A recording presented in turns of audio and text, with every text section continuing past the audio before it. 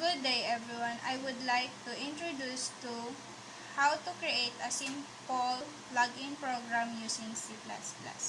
Creating a login program in C++ involves several steps. Step 1.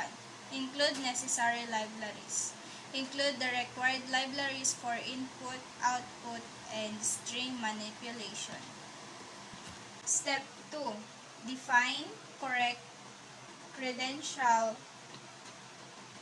Define the correct username and password that will be used for comparison. Step 3. Get your user input.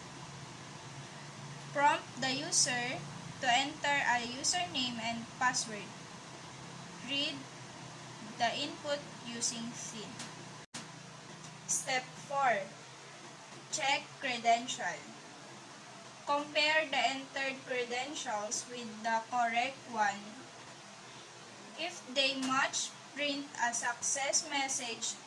Otherwise, print a failure message. Step 5. Complete program. Wrap everything in the main function. Our full code.